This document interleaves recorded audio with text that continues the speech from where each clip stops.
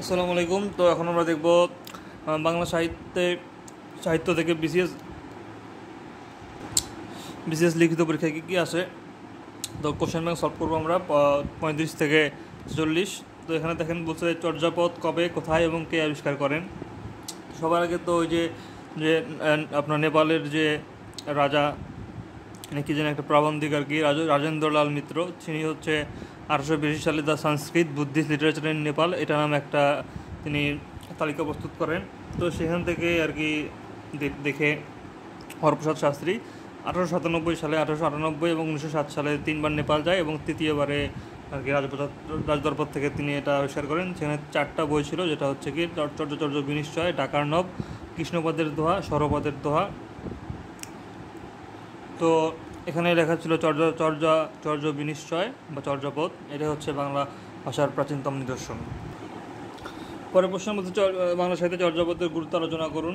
তো এটা যেহেতু সবার একদম প্রাচীন গ্রন্থ, এই জন্য এটা গুরুত্ব অবশ্যই আছে। তো এই জন্য এটা কেন গুরুত্বপূর্ণ দেখা যায়, এটা ভাষার রূপ আমাদেরকে দেখায়, তারপর ভাষার ক্রমবিকাশ দেখায়, ভাষার ছন্দ দেখায়, অন্তমিল দেখায়। এখান থেকে কিন্তু ওই যে আমাদের বাংলা কবিতা অন্তমিশ্র এখান থেকে আসছে। তারপর যে আমরা ছন্দ ব্যবহার করি, তারপর প্রবাদ, এখান থেকে 6টা প্রবাদ আসছে। তারপর চিত্রকল্প, এখানে বিভিন্ন চিত্রকল্প আর রূপকার্থ আছে, রূপক দিয়ে তারা বোঝাইছে হরিণ শিকার, তারপর হচ্ছে এদিকে মদ গ্রহণ করা, তারপর হচ্ছে মেয়েদের রাত্রেবেলা বাইরে যাওয়া। তারপর অলঙ্কার, এখানে বিভিন্ন অলঙ্কার দিয়ে সমৃদ্ধ করা আছে, এখানে অনুপ্রাস, শ্লেষ এগুলো আছে।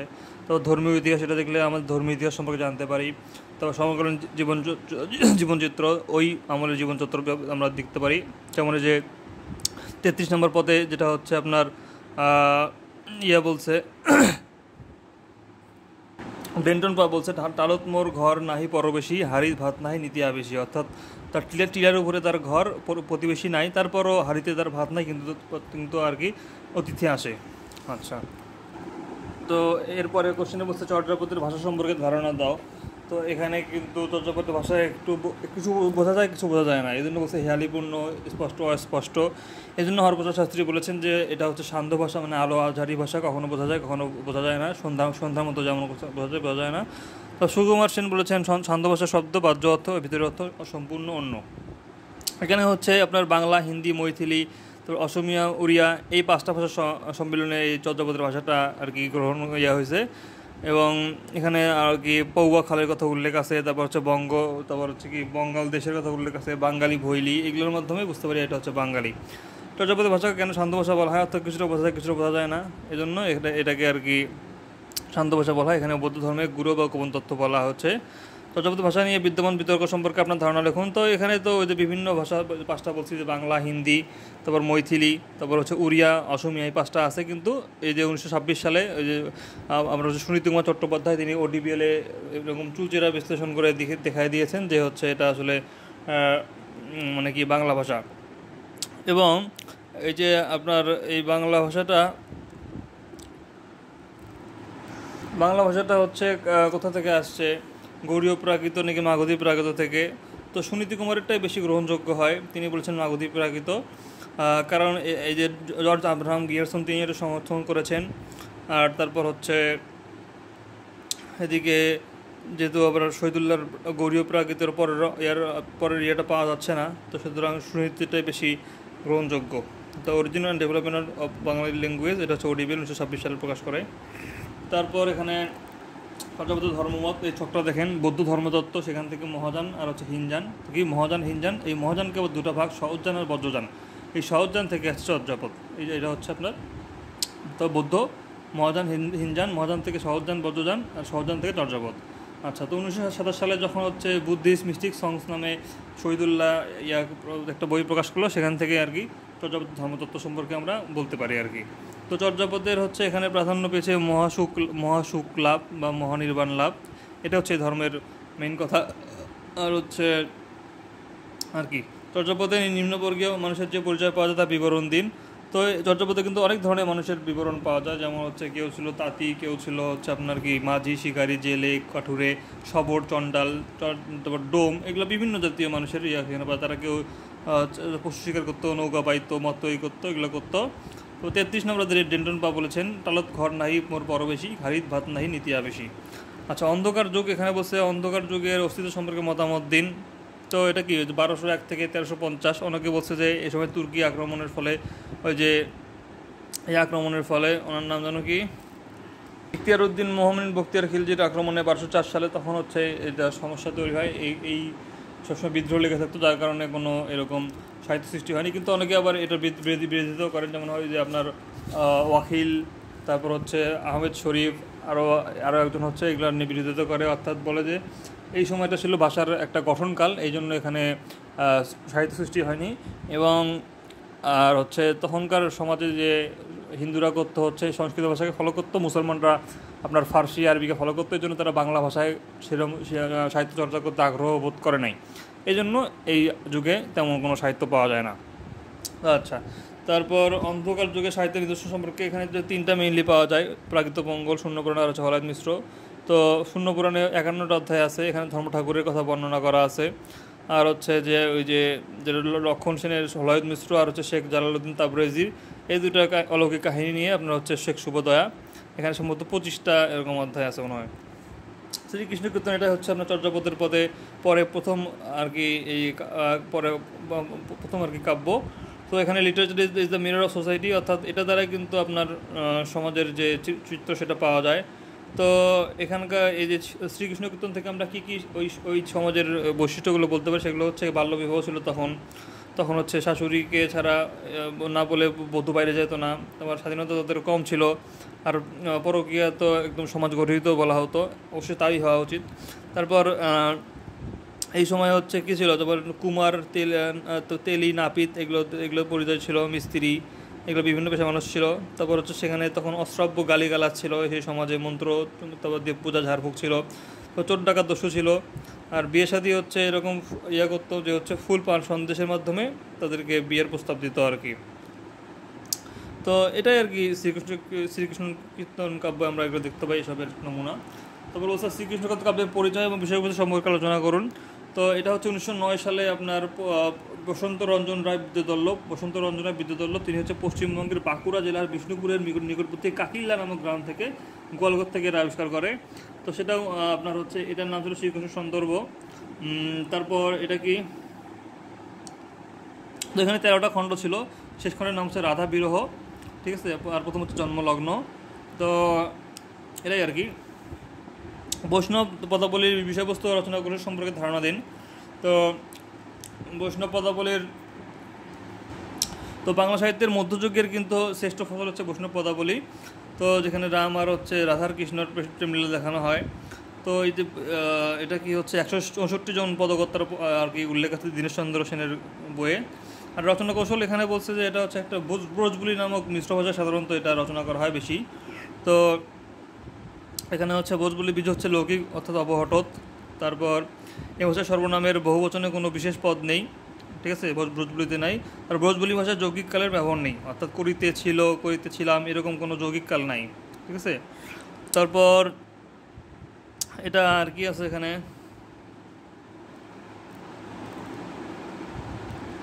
এই যে একটা এখানে আমরা নমুনা দেখি যে হচ্ছে এখানে যে আপনার বিদ্যাপতি বলছে, এ সখী হামারি দুঃখের নাহি ওর, এ ভরা ভাদর মাহ বাদর, শূন্য মন্দির মোর। তাহলে কি, এ সখী হামারি দুঃখের নাহি ওর, হে সখী হামারি দুঃখের নাহি ওর, হে ভরা ভাদর মাহ বাদর, শূন্য মন্দির মোর। ওকে, তো এটা হচ্ছে বিদ্যাপতি বলছে, এটা হচ্ছে একটা বৈষম্য মৈথিলি যে কী বলে এটাকে, ব্রজবুলির উদাহরণ। তারপর ব্রজবুলি কেরাত আমরা বললাম এটা হচ্ছে কৃত্রিম ভাষা, তো এটা না বলি। বাংলা সাহিত্যে শ্রী চৈতন্যদেবের ভূমিকা, তিনি হচ্ছে 1486 সালে 18 ফেব্রুয়ারি জন্মগ্রহণ করেন নবদ্বীপে, আর 1534 সালে পুরীতে মারা যায়। তো 1486 আর হচ্ছে 1534, তো তার নামে এরকম 3টা যুগ আছে। তো তারপর হচ্ছে এই তাকে নিয়ে আর কি এরকম অসিত কুমার চট্টোপাধ্যায় মধ্যযুগে 4টা ভাগে ভাগ করছে। সেগুলো হচ্ছে কি আপনার হচ্ছে এই যে প্রাক চৈতন্য যুগ, তারপর চৈতন্য যুগ, চৈতন্য পরবর্তী যুগ, আর হচ্ছে অষ্টাদশী যুগ, তো এরকম আর কি। ওকে, তারপর হচ্ছে বৈষ্ণব পদাবলী ধারায় বিদ্যাপতির বিশেষত্ব ব্যাখ্যা করুন। তো বিদ্যাপতি তো অবশ্যই, তাকে মিথিলার রাজা শিবসিংহ তাকে বলছিলেন কবি কণ্ঠহার, রবীন্দ্রনাথকে অনেক কিছু বলছিল। তারপর তাকে বলা হচ্ছে মৈথিলি কোকিল বলা হয়, আবার অভিনব জয়দেব বলা হয়। তিনি অনেকগুলো রচনা করছেন, তার রচনা হচ্ছে 5 শতাধিক রাধাকৃষ্ণ বিষয়ক পদ। তারপর হচ্ছে মঙ্গল কাব্য তিনজন কবির নাম: কানা হরিদত্ত, বিজয়গুপ্ত, বিপ্রদাস পিপিলাই। চন্দ্রবতী রচিত রামায়ণ। তো এই চন্দ্রবতী হচ্ছে একটা ছেলেকে ভালোবাসতো, সেটার নাম হচ্ছে কী ছিল, তার হচ্ছে জয়ানন্দ। তো জয়ানন্দ তাকে আর কি ধোকা দেয়, এই জন্য চন্দ্রাবতী পরে এরকম করে আর কি পুরো জীবন সাধনায় সাহিত্য সাধনা করে। এবং তিনি হচ্ছে এরকম একটা কী বলে এটাকে, ফেমিনিস্ট টাইপের একটা রামায়ণ লিখছিল আর কি, তাকে সীতায়নও বলা হয়, যেখানে হচ্ছে আপনার রাম এখানে মেইন চরিত্র না, সেখানে সীতাই এখানে হচ্ছে মেইন প্রোটাগনিস্ট। তো এই জন্য হচ্ছেন তিনি নারীবাদী আর কি। এই চন্দ্রাবতী কিন্তু আবার যে বিপ্রদাস যে আছে আর কি, সরি দ্বিজ বংশী দাস এর মনসামঙ্গল লিখত, তার কন্যা। আচ্ছা, তারপর মনসামঙ্গল কাব্যের বেহুলা চরিত্রটির বৈশিষ্ট্য উল্লেখ করুন। চন্দ্রবতী বাড়ি কিশোরগঞ্জ জেলায়। আচ্ছা, তারপর হচ্ছে মনসামঙ্গল কাব্যের বেহুলা চরিত্র ছিল একটা প্রতিবাদী চরিত্র। সে একজন সতীসাধ্যী মহিলা ছিল, সর্বগুণে গুণোন্নেতা। তারপর হচ্ছে পরমা সুন্দরী এবং স্বামী ভক্ত ছিল অনেক, তার কোমল স্বভাব ছিল।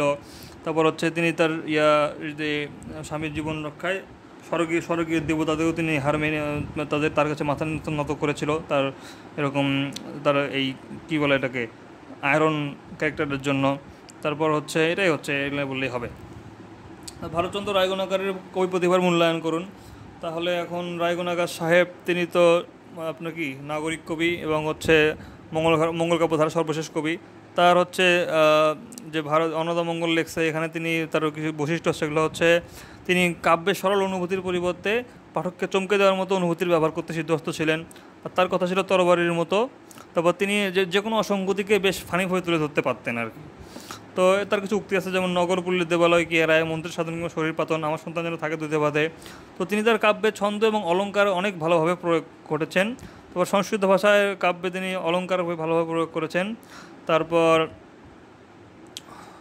তারপর এদিকে কী বলছে যে রবীন্দ্রনাথ ঠাকুর বলছে যে রাজসভার কবি রায়গুণাকারের অন্নদামঙ্গল গান রাজকণ্ঠের মণিমালার মতো, যেমন তাহার উজ্জ্বলতা তেমনি কারুকার্য।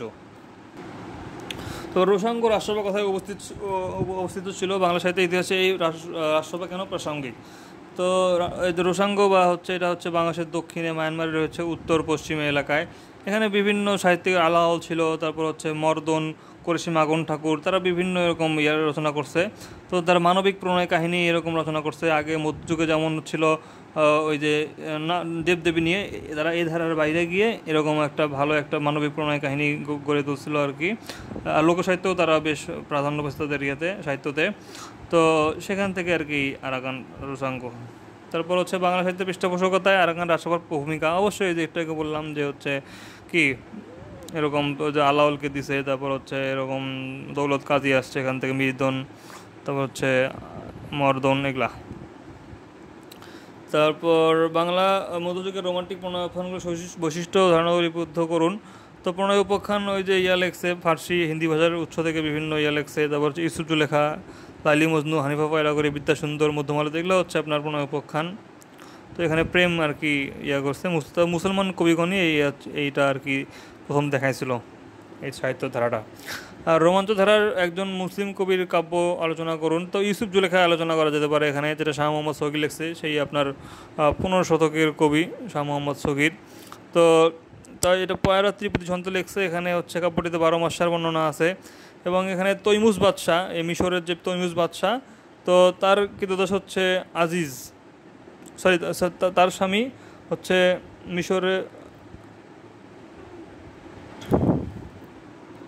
মিশরের যে তৈমুজ বাদশাহ ছিল তার কন্যা হচ্ছে জুলেখা।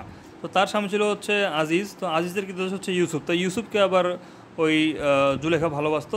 তাদের এই ভালোবাসা নিয়ে এই কাহিনিটা আর কি, পরে তাদের মিলন হয় আর কি এই কাহিনিতে। তো লোকসাহিত্য বলতে বোঝায় যে যেটা হচ্ছে আপনার মুখে মুখে প্রচলিত আছে কিন্তু এখনও লিপিবদ্ধ করা হয়নি, সেটা হচ্ছে লোকসাহিত্য। ঠিক আছে। তো বিভিন্ন শাখা বিভক্ত, ছড়া, গান, গীতিকা, তারপর ধাঁধা, প্রভাত, এগুলা ইত্যাদি। ওকে, তারপর হচ্ছে দুভাষী পুঁথির ভাষার রীতির বৈশিষ্ট্য সম্পর্কে লিখুন। তো এটা হচ্ছে আপনার 18 শতকের দ্বিতীয়ার্ধে আর 19 শতকের প্রথমার্ধে আরবি ফার্সি শব্দ মিলিত হয়ে এরকম তো পুঁথি হয়। তো এটা হচ্ছে বটতলা নামক জায়গা থেকে আর কি বেরোত বলে এটাকে বলে বটতলা পুঁথি বলা হয়। এটা মুদ্রিত বেশ সস্তা মুদ্রণ ছিল আর কি। আর এখানকার ফকির গরিবুল্লাহ খুব ইম্পর্টেন্ট। তো তার ইউসুফ জুলেখা লেখছে, জঙ্গনামা লেখছে, আমির হামজা লেখছে প্রথম অংশ, সোনাবান সত্যগুরু পুঁথি, এছাড়া সৈয়দ হামজা লেখছে আমির হামজা দ্বিতীয় অংশ, জয়গুণ পুঁথি ইত্যাদি। তারপর চন্দ্রকুমার দে, দীনেশ চন্দ্র সেনের কেন লোক সাহিত্য প্রেমীর হৃদয় চিরদিন থাকবে, কারণ তারা ওই যে অনেক কিছু সংগ্রহ করছে, তারপর হচ্ছে তারা তেমন কবি ক্ষেত্রে তারা প্রলুব্ধ করেনি, তারা মানে এই লোক সাহিত্য সংগ্রহ করতে তারা বেশ একটা বড় সময় করছে। তারপর ময়মনসিংহ গীতিকা, পূর্ববঙ্গ গীতিকা তারা সংগ্রহ করছে, এখানে জসিমউদ্দিন, বেহুলা সরকার, চন্দ্রকুমার দে, আশুতোষ চৌধুরী, মনোরঞ্জন চৌধুরী, নগেনচন্দ্র দে এরা হচ্ছে একটা সংগ্রহ করছে। সাম্প্রতিক বাংলাদেশ লোকধারা গানের জনপ্রিয়তার কারণ ব্যাখ্যা করো। তো এখন বাংলাদেশের মানুষ ধীরে ধীরে এই যে আপনার লোকধারার প্রতি আকৃষ্ট হচ্ছে, তার কারণ হচ্ছে হৃদয়ের মণিকোঠা স্পর্শ করতে পারা, তারপর হচ্ছে দেশাত্মবোধ জাগ্রত হচ্ছে, তারপর মা গান মাটি মানুষের কথা বলতেছে, গানের হৃদয় স্পর্শী আছে, তারপর বড় পরিসরের লোকসঙ্গীত উৎসবের আয়োজন, তারপর বাঙালি জাতিকে ঐতিহ্য সম্পর্কে সচেতন করতেছে এগুলা। এখন হচ্ছে সন্ধিক্ষণ আধুনিক যুগ। তো বাংলা সাহিত্য বলতে কী বোঝেন, বাংলা সাহিত্য বলতে কী বোঝেন? বাংলা সাহিত্য বলতে আসলে বোঝায় যে ওই যে 47-এর পর থেকে এরকম হচ্ছে 71 বা 71-এর পরে যেগুলো হচ্ছে আপনার রচনা হচ্ছে সেগুলো হচ্ছে বাংলা সাহিত্য। এর মধ্যে অনেক কিছু উদাহরণ দেওয়া যায়, এটা দিলেই হবে।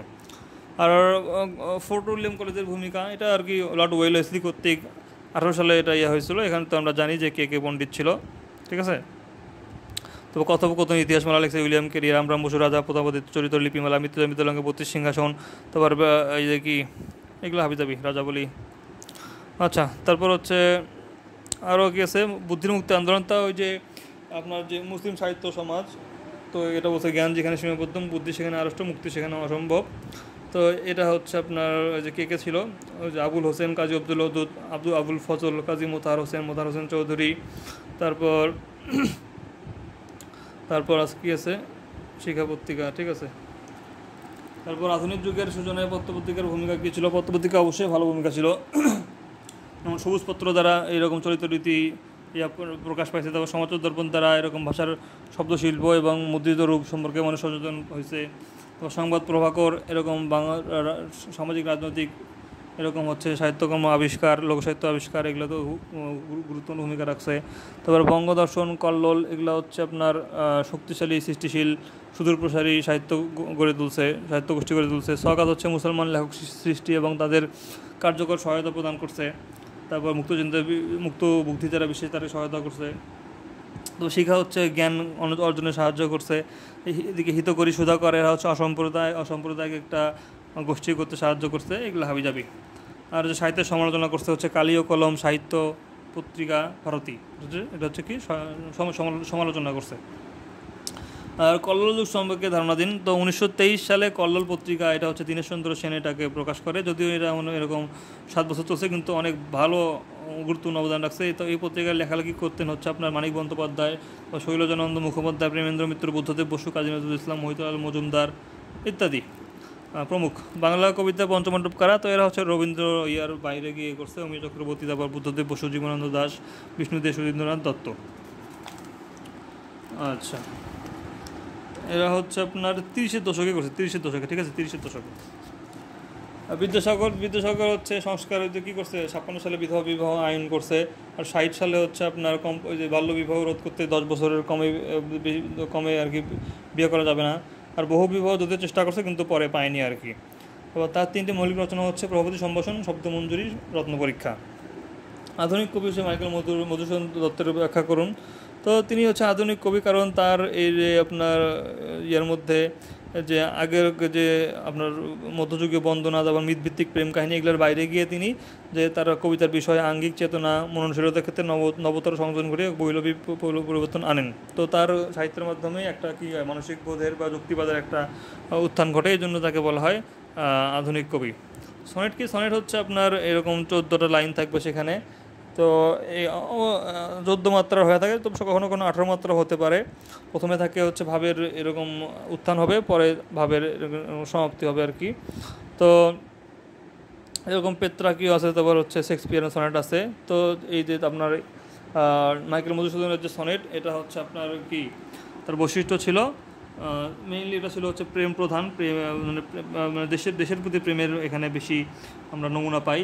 তো তার এখানে ছন্দের বৈশিষ্ট্য ছিল ক খ কক কক খক খক, ক খ ক খ খক, তারপর হচ্ছে খ খ খ খ খ আর গ ঘ ঘগ, তারপর হচ্ছে উ, এটা হচ্ছে তার ইয়া। আর শেক্সপিয়ারের ছিল হচ্ছে এবি সিডি ইএফ জিজি, এটা হচ্ছে শেক্সপিয়ার। আর পেত্রাকের ছিল হচ্ছে এবি বিএ সিডি, এটা হচ্ছে পেত্রাকের। তো এগুলো হচ্ছে আর কি বৈশিষ্ট্য ছিল। তো সনেটের হচ্ছে বৈশিষ্ট্য হচ্ছে সনেটে একটিমাত্র ভাবের দোতনা লক্ষ্য করা যায়। সনেটে গাঢ় বদ্ধ রচনা, তার দেহ সঙ্গত মিতায়ন, আর কবির গভীর আনন্দ বা বিশেষ অনুভূতি ব্যক্ত হয়। তারপর এখানে 8টে চরণ থাকে আর 6টা চরণ থাকে। সনেটে অষ্টক মূল, শতক হচ্ছে উপসংহার। তারপর এদিকে আর কি সনেট অক্ষরবিত রীতিতে রচিত পয়ার ও মহাপয়ার উপর স্থাপিত। আচ্ছা, চতুর্দশপতি কবিতার বৈশিষ্ট্য। তো এটা বৈশিষ্ট্য হচ্ছে এই যে আগে তো বললাম একটি মাত্র দোতানা থাকবে, সনেটের মিল হবে নিখুঁত। তারপর এখানে সনেটের মধ্যে তারপর হচ্ছে কী হবে, কবির মনে উদ্দামতার কোনো স্থান নেই, তা হবে সংহত ও সংযত। তারপর হচ্ছে সনেটে একটিমাত্র ভাবে দোতানা থাকবে, এতে ভাবের গভীরতা, ভাষার ঋজুতা থাকবে। অষ্টকে ভাবের অবতারণা এবং শতকে থাকবে ভাবের পরিণতি। তারপর মহাকাব্যের 3টি বৈশিষ্ট্য লিখুন। তো বৈশিষ্ট্যর মধ্যে কী কী আছে যে দেখবেন যে হচ্ছে এগুলো অনেক পৌরাণিক কাহিনী নিয়ে হবে। তারপর হচ্ছে কমপক্ষে 9টা থাকবে অথবা সর্বাধিক 30টা স্বর্গ থাকবে এখানে। এবং এখানে মহাকাব্যের কাহিনী স্বর্গ পাতাল পর্যন্ত সেটা বিস্তৃত হবে। মেঘনাদবধ কাব্যের নায়ক কে? নায়ক হচ্ছে আপনার রাবণ, কারণ তাকে নিয়ে এই কাহিনীটা হচ্ছে। তার জীবন, তার জন্ম থেকে মৃত্যু সবই এখানে দেখানো হচ্ছে, তার ঘটনা এখানে মেইনভাবে আর কি ফুটে উঠছে। তো এই জন্য সে হচ্ছে এখানে নায়ক। তো সে বলছে কি, হ্যাঁ পুত্র বীরবাহু, তার এরকম যে তার সন্তান যখন মারা যায় আর কি। আর বুড়ো শালিকের ঘাড়ের রো, এখানে প্রসঙ্গটি জমিদার চরিত্র, এখানে জমিদার চরিত্র ছিল হচ্ছে আপনার জমিদার ভক্তপ্রসাদ। তো সে বাইরে থেকে দেখে যদিও মনে হয় সে অনেক সাধু, কিন্তু আসলে লম্পট একটা। তো সবাইকে সে শোষণ করে খাতো এবং নারীদেরকে তো শোষণ করতোই। তো তার এই যে তাকে নিয়ে আর কি এখানে বলা হয়েছে আর কি। তো বাইরে ছিল সাধুর আকার, মনটা কিন্তু ধর্মধোয়া, পুণ্য খাতা জমা শূন্য, ভণ্ডামিতে 4টি পোয়া। তারপর হচ্ছে এখানে বেহেলাল চক্রবর্তী, তাকে বলা হয় ভোরের পাখি। তো রবীন্দ্রনাথ বলছে যে সেই পুত্তসে অধিক লোক জাগে নাই, এবং কি সাহিত্য কুঞ্জে বিচিত্র কলজিৎ কুচিত হইয়া ওঠে নাই, সেই উষালোকে কেবল একটি ভোরের পাখি সুমিষ্ট সুরে গান ধরিয়াছিল, যে সুর তাহার নিজের। এটা বেহেলাল সম্পর্কে বলছে। তার 2টি কাব্যগ্রন্থ হচ্ছে শারদামঙ্গল, বঙ্গসুন্দরী। আরও আছে কী কী, প্রেম কাহিনী আছে, বন্ধু বিয়োগ আছে, তারপর হচ্ছে নিসর্গ সন্দর্শন আছে, সাথে আসন, এগুলো তার হচ্ছে সব গীত কবিতা। তো তার গীত কবিতার বৈশিষ্ট্য হচ্ছে ব্যক্তির আত্মলীনতা, তারপর ব্যক্তিগত অনুভূতি, গীতোচ্ছ্বাস, এগুলা। তো তার বৈশিষ্ট্য আছে এরকম প্রকৃতির মুগ্ধতা ছড়িয়েছে তিনি হচ্ছে সমুদ্র দর্শন আর নবমণ্ডল কবিতায়। তারপর এরকম তার নিজের প্রেম নিয়ে তিনি এরকম লিখছে হচ্ছে বন্ধু বিয়োগ আর প্রেম প্রবাহিনী আর বন্ধু বিয়োগ। তারপর হচ্ছে তার শ্রেষ্ঠ হচ্ছে শারদামঙ্গল, তার ষষ্ঠ হচ্ছে কি শারদামঙ্গল। আর বঙ্কিমচন্দ্র তিনি হচ্ছে ওই যে কৃষ্ণকান্তের উইল লেখছে, যেখানে রোহিণী চরিত্রটা একটা কী বলে মেটিকুলাস একটা বুদ্ধি, মানে একটু স্বার্থপর টাইপের চরিত্র আর কি। সে হচ্ছে এরকম প্রতিবাদী নারী, আবার তার রূপে গুণে আবার অনেক ভালো সে। তো তখনকার সমাজে যে বিধবাদের সমস্যা, সেই সমস্যা কিন্তু তুলে ধরছে। তো সবার আগে সে হরলালকে পাওয়ার জন্য কৃষ্ণকান্তের সাথে প্রতারণা করছে। তো কিন্তু আবার হরলাল তাকে আবার ঠকায়। তো তখন আবার কৃষ্ণকান্তের যে ভ্রাতুষ্পুত্র গোবিন্দলাল তার প্রেমে পড়ে। তো গোবিন্দলালের আবার বিয়ে আছে, তার ঘরে বউ আছে। তো গোবিন্দলাল তাকে ফিরায় দিয়ে এখন ছলে বলে আবার রোহিণী গোবিন্দলালকে হাত করে তার সাথে প্রেম করে। কিন্তু গোবিন্দলাল আবার দেখে যে হচ্ছে ওই রোহিণী আবার নিশাকরের সাথে প্রেম করতে যায়, তখন আবার গোবিন্দলাল রাগে ওকে পিস্তল দিয়ে মেরে ফেলে আর কি। তো এখানে দেখা যায় রোহিণী চরিত্রটা একটা কুটিল চরিত্র, কিন্তু তার যে এসবের পিছনে কারণ সেগুলোও আর কি মানে অগ্রাহ্য করা যায় না, এই জন্য তাকে ঘৃণাও করা যায় না, ভালোবাসা যায় না। আচ্ছা, বিষাদ সিন্ধুর ঐতিহাসিক সম্পর্কে বলুন। তো যদিও এটা হচ্ছে আপনার ঐতিহাসিক মানে ঘটনা নিয়ে নির্মিত, কিন্তু তারপরে এটা পুরোপুরি কিন্তু ঐতিহাসিক না, ইতিহাস আশ্রিত আর কি। তো এখানে 3টা খণ্ড, মহরম, তারপর হচ্ছে উদ্ধার, আর হচ্ছে এজিদবধ। মহরম, উদ্ধার আর হচ্ছে এজিদবধ। তো প্রথম খণ্ড মোটামুটি হচ্ছে একটু ইতিহাস নিয়েই করছে, কিন্তু পরের 2টা আর কি ইতিহাস অনুসরণ করা হয় নাই। রবীন্দ্রনাথ ঠাকুর জোড়াসাগর ঠাকুর বাড়িতে অনেক ভালো যে হয়েছে আর কি, কী বলে সাহিত্যিক আছে, যেমন স্বর্ণকুমারী দেবী, তিনি হচ্ছে তো তার প্রথম উপন্যাস, তিনি প্রথম মহিলা উপন্যাসিক দ্বীপ নির্বাণ। তার প্রমোদ চৌধুরী তো ছিলই, তারপর ইন্দিরা দেবী চৌধুরানী, তার হচ্ছে সম্ভবত ভাতিজি, তো তিনিও এরকম হচ্ছে অনুবাদক ছিলেন একটা বড়। এছাড়া সত্যেন্দ্রনাথ ঠাকুর, যতীন্দ্রনাথ ঠাকুর, জ্ঞানেন্দ্রনাথ ঠাকুর, তারাও বেশি উল্লেখযোগ্য। রবীন্দ্রনাথ ঠাকুরের 3টি ভ্রমণ কাহিনী হচ্ছে ইউরোপ প্রবাসীর পত্র, জাপান যাত্রী, রাশিয়ার চিঠি। আর রবীন্দ্রনাথের 3টে সাংকেতিক নাটক হচ্ছে আপনার রক্তকবরী, ডাকঘর, অচলায়তন। রক্তকবরী, ডাকঘর, অচলায়তন। তারপর হচ্ছে আরও আছে কি ফাল্গুনী আছে, মুক্তধারা, কালযাত্রা, শারদোৎসব, রাজা। তো পোস্টমাস্টারের জীবন দর্শনটা কি, এখানে হচ্ছে বাস্তবতার কাছে হচ্ছে মানুষের ভালোবাসা, প্রেম, স্নেহ এগুলো হারায় যায়। কারণ রতন তো ওকে পোস্টমাস্টার তো রতনকে ভালোবাসত, কিন্তু সে জীবনের যে বাস্তবতার টানে তাকে সঙ্গে নিয়ে যেতে পারেনি। এজন্য বলছে ফিরিয়া ফল কি পৃথিবীতে কে কাহার, ফিরিয়া ফল কি পৃথিবীতে কে কাহার। ঠিক আছে। ছোটো ছোটো গল্পের বৈশিষ্ট্য কী হবে, এটা অনেক ক্ষুদ্র হবে কিন্তু বৃহৎ একটা ইঙ্গিত থাকবে। তো এখানে শুরু আর শেষ হবে একটা নাটকীয়তায় ভরা, এবং এটা স্থানকালে একটা ঐক্য থাকবে। ঠিক আছে, এখানে বাহুল্য তেমন থাকবে না আর কি। তারপর হচ্ছে একটা গল্প শেষ হওয়ার পরও মানুষের পাঠকের মনে একটা রেস থেকে যাবে। আর রবীন্দ্র ছোটো গল্পভুক্ত 3টি নারী চরিত্রের পরিচয় দিন, এটা দিলে হয়। হৈমন্তীর কথা বলা হয়েছে এখানে, যে ওই যে পণ নিয়ে সমস্যা, যৌতুক নিয়ে সমস্যা, পরে এরকম অত্যাচারে মারা যায়। কল্যাণী নিয়ে বলছে, তারপর চন্দ্রা নিয়ে বলছে। চন্দ্রা হচ্ছে ওই যে ছিদারাম নাকি যেন, ছিদামের হচ্ছে বউ। আর হচ্ছে ওদিকে দুঃখীরাম তার বউকে মারি ফেলায়, কিন্তু চন্দ্রা পরে ফেসে যায়। বেগম রোকেয়া সাখাওয়াত হোসেন, তো তার সাহিত্যকর্ম স্বতন্ত্রতা লেখুন। তিনি ছিলেন একটা হচ্ছে খাস একটা কি ফেমিনিস্ট, প্রথম ফেমিনিস্ট মতো। তারপর হচ্ছে উল্লেখযোগ্য হচ্ছে আছে অনেক কিছুই। তারপর তার মেইন হচ্ছে তিনি তার যে জন্য বিখ্যাত, তিনি হচ্ছে নারী শিক্ষার প্রয়োজনীয়তা এবং লিঙ্গ সমতার পক্ষে যুক্তি তুলে ধরেছেন। তিনি সামাজিক সচেতনতা সৃষ্টি করেছেন, আর ধর্মের নামে যাতে মেয়েরা না ঠকে এটা তিনি নিশ্চিত করতে চেয়েছেন। তারপর হচ্ছে নারীদের শিক্ষার কথা বলেছেন। তারপর এরকম তৎকালীন হিন্দু সমাজেও এরকম হচ্ছে তার মতো লেখনী পাওয়া যাচ্ছিল না, তিনি একটা নারীবাদী আর কি। তারপর যে যে তিনি হচ্ছে কি সুলতানাস ড্রিম এখানে দেখিয়েছেন হচ্ছে কি, যে পুরুষরা হচ্ছে খালি মারামারি করে, এরা অলস, এরা কর্মণ্য, মোটা বুদ্ধি, এরা নারীকে বুঝতে পারে না। তো এগুলো হচ্ছে এরা পৃথিবীর কোনো উপকারে আসে না। আর অবরোধবাসিনী এখানে তিনি হচ্ছে বা বিহার, উড়িষ্যা, লখনৌ এই তো বিভিন্ন অঞ্চলের উচ্চবিত্ত মুসলমান পরিবারের অবরোধের মানবিক ঘটনা তুলে ধরেছেন। তো তিনি হচ্ছে পদ্মা প্রথার বিরুদ্ধে কথা বলেছেন, একদম ভালো না। তারপর হচ্ছে নারী মুক্তি চিন্তা তার সাহিত্য নিয়ে ছিল। তো তিনি হচ্ছে নারী মুক্তি নিয়ে সাহিত্য রচনা করেছেন। নারী জাগরণে বেগম রোকেয়ার অবদান হচ্ছে আলোচনা করতে বলছে। অবশ্য তিনি অনেক ভালো ভালো কাজ করছেন, কিন্তু একটু বেশি কাজ করে ফেলছেন, ওভার করে ফেলছেন। তারপর হচ্ছে মতিঝুর গ্রন্থে তিনি হচ্ছে নারী পুরুষের সমকক্ষতার যুক্তি দিয়ে আলোচনা করছেন। তারপর হচ্ছে তিনি বলছেন সংসার জীবনে 2 চাকা বিশিষ্ট গাড়ির মতো, যার একটি হলো স্বামী, অন্যটি স্ত্রী, একটি চাকা নষ্ট হলে চলতে পারে না অপরটি। ঠিক আছে, এটা নিয়ে বলছেন। 1909 সালে তিনি সাখাওয়াত মেমোরিয়াল স্কুল করছে। 1916 সালে তিনি করছে হচ্ছে আঞ্জুমানে খাওয়াতিনে ইসলাম। আচ্ছা, তারপর রোকেয়া সাখাওয়াত হোসেনের কর্ম আর হচ্ছে আপনার রচনার বৈশিষ্ট্য। তো তিনি তো বেশ ভালো ভালো লিখছেন, যদি একটু বেশি লিখছেন কোথাও, যাই হোক।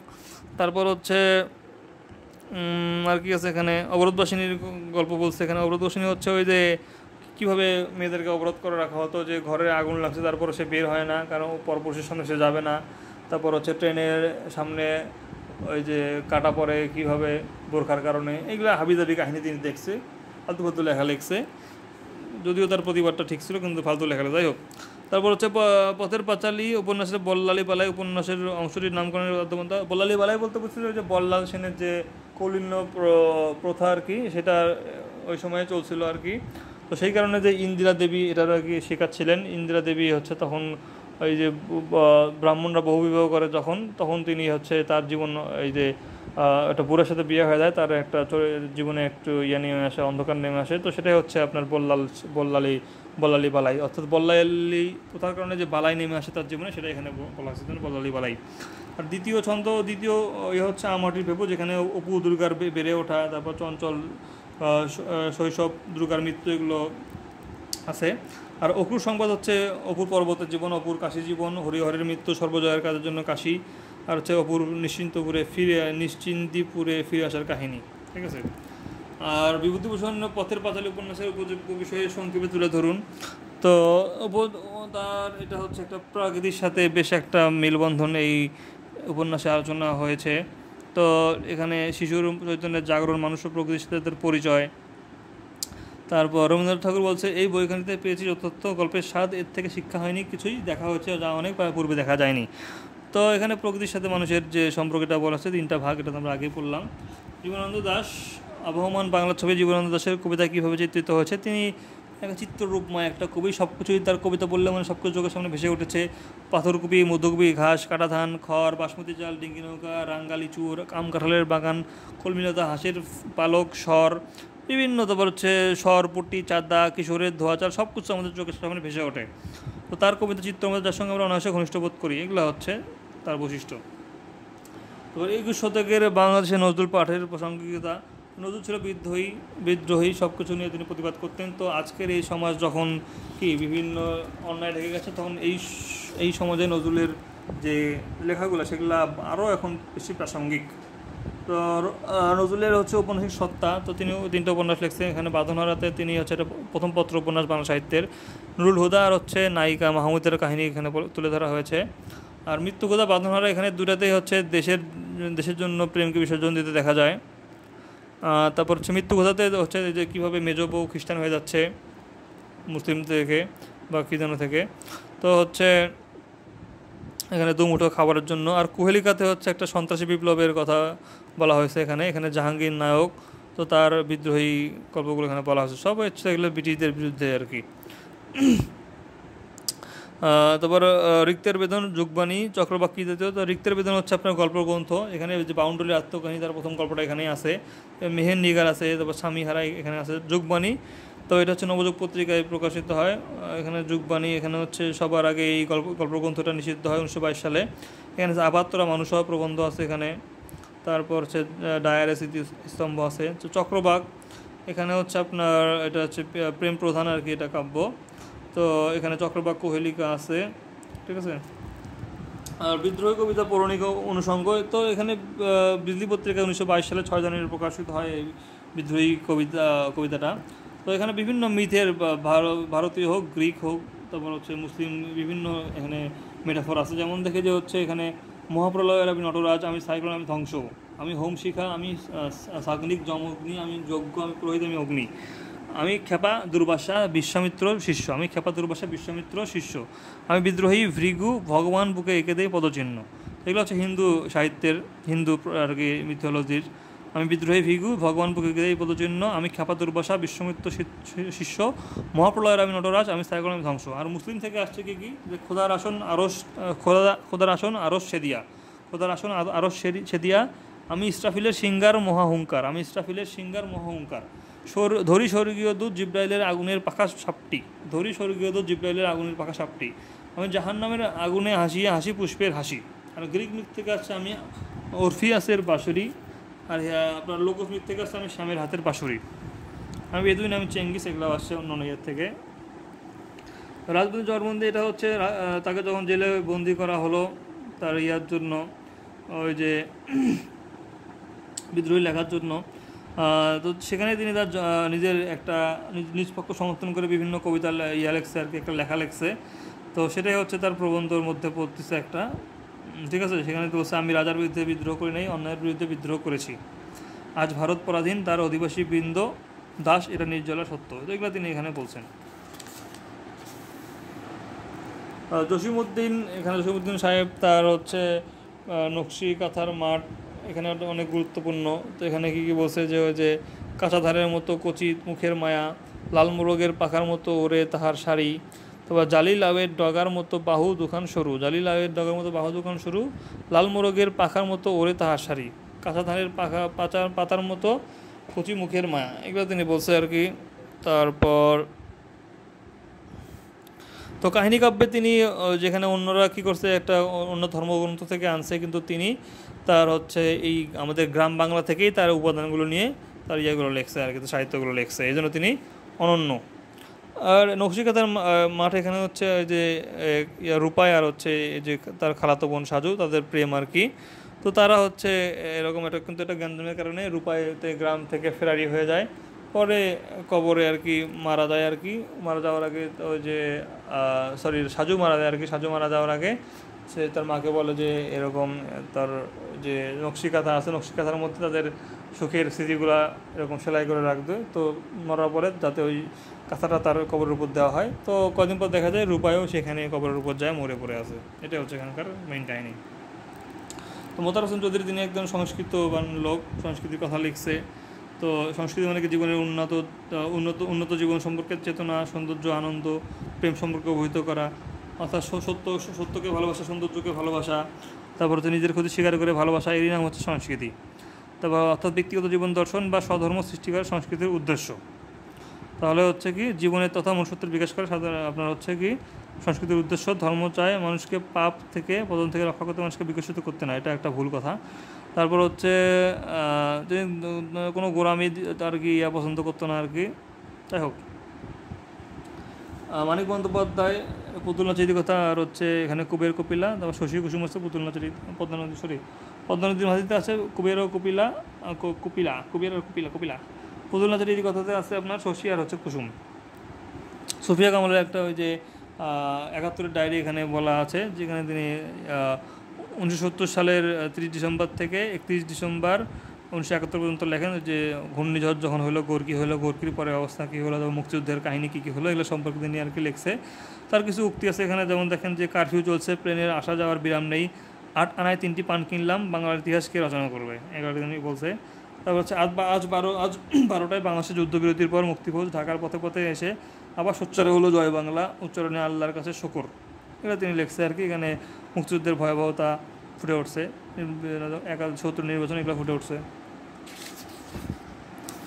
শাহ আব্দুল করিম তার বিভিন্ন গানগুলো অনেক বিখ্যাত।